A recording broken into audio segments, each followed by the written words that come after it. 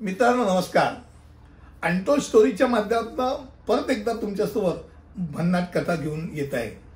आणि आजची गोष्ट ही अहंकाराची.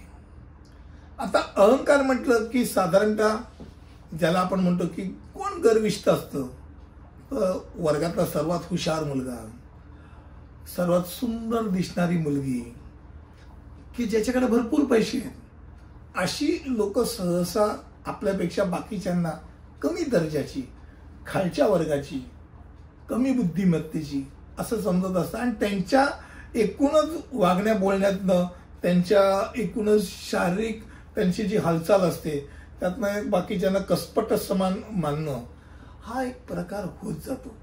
आणि ज्ञानी व्यक्तीला, ज्याच्याकडे श्रीमंती असं श्रीमंत व्यक्तीला ही गोष्ट जाणीवपूर्वक टाळायची असते. तर आजची गोष्ट आहे कालिदासांची. कालिदास थोर, ज्याला आपण म्हणतो की ज्याच्याकडे काव्य हे त्याच्या जिभेवरती सरस्वती नांदत होती, असा कवी कालिदास. आणि कालिदास हे ज्यावेळेला एकदा ती पूर्वीची लोक असे या शहरातनं त्या शहरात अशी सहजरित्या फिरत असायची. फिरत असताना जंगलातनं चाललेला होता आणि जंगलातनं जात असताना त्याला खूप तहान लागली. तो इकडे तिकडे बघायला लागला, पाणी कुठे मिळतंय. त्याला स्वतःच्या बुद्धिमत्तेवरती प्रचंडरित्या आता गर्व चढलेला होता की आपण म्हणजे आता सगळेच जण कौतुक करतात म्हटल्यानंतर गर्व येतोच. तर त्याला एक म्हातारी बाई दिसली.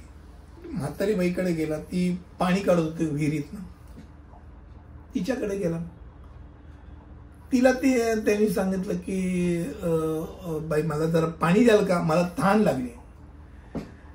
त्या म्हातारी बाईने त्याला सांगितलं, बघ मी तुला पाणी देईन, पण आधी पहिल्यांदा तू कोण आहे हे तू मला सांग. मी कोण आहे?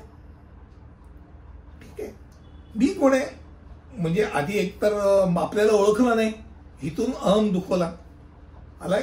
आपल्याला तर सगळी माणसं ओळखतात, राज्यातली सगळी माणसं ओळखतात, आणि ही बाईने आपल्याला ओळखलं नाही. ठीक आहे, तो बोला की मी प्रवासी, आता या जंगलातनं प्रवास करतोय, प्रवासी आम्ही थकलेले. ती बाई म्हणाली, नाही तुम्ही प्रवासी होऊ शकत नाही. जगामध्ये तर दोनच प्रवासी आहेत, एक सूर्य आणि एक चंद्र. जे नियमितरित्या सूर्य सकाळी उगवतो, संध्याकाळी मावळतो, तसंच चंद्रही त्याच्या वेळी तो उगवतो, तो मावळतो. मग तू कोण आहे? कालिदासने विचार केला, ठीक आहे मी तुमचा अतिथी आहे, मला अतिथी माना आणि मला पाणी द्या. बाई म्हणाला, नाही तू अतिथी कसा असू शकतो? अतिथी तर जगामध्ये फक्त दोनच आहेत, एक तारुण्य आणि एक संपत्ती.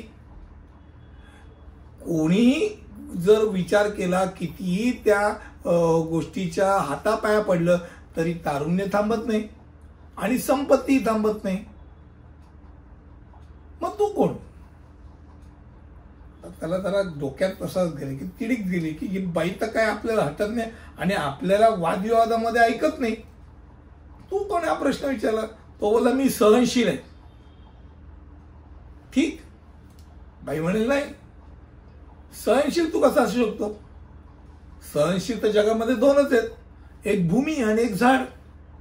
भूमी आपण त्याच्यावरती किती वेळा लाथा मारल्या, पाय चाललो धावलो तरी ती काही बोलत नाही.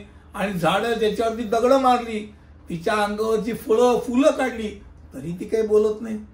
झाड आपलं फुलं आणि फळं देते, भूमी आपल्याला घेऊन मिरवते, त्यांना आपण सहनशील म्हणू शकतो. तू सहनशील होऊ शकत नाही. मग तू कोण? आता ती बाई तर हसत होती त्याच्याकडे बघून. आपल्याला आपली अक्कलकडे, मी हट्टी आहे. बाई म्हणे, तू हट्टी असू शकत नाही. जगामध्ये दोनच हट्टी आहेत, एक नख आणि दुसरे केस. कितीही कापले तरी ते उगवतच राहतात. मग तू कोण?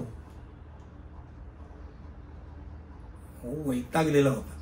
कालिदास म्हणाला, मी मूर्ख आहे, आता तर पाणी द्याल. बाई म्हणाल नाही, मूर्ख तर दोनच आहेत. या राजा जो या राज्याचा राजा आहे, ज्याला आपण नक्की कशा करता काय काम करतो हे कळत नाही, आणि त्यांनी असे काही मंत्री ठेवलेत की त्या मंत्र्यांना माहिती आहे की त्या राजाला कळत नाही, तरी त्याचं कौतुक करतात, मोठेपणा गातात. ते दोन मूर्ख असू शकतात. कालिदासाला लक्षात आलं ही बाई काय आपल्याला वादविवादात काही ऐकत नाही. तो तिच्या पाया पडला.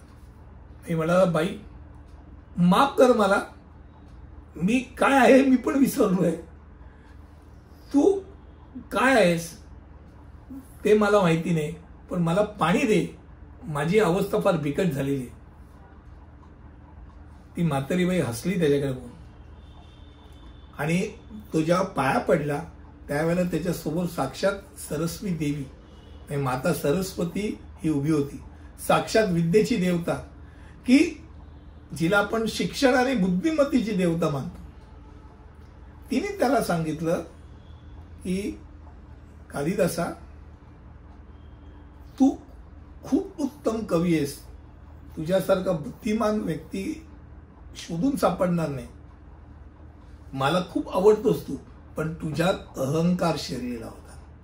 तो अहंकार फार विचित्र असतो, आणि एकदा अहंकारी माणूस झाला की त्याच्या बुद्धीचा तो नाश करतो.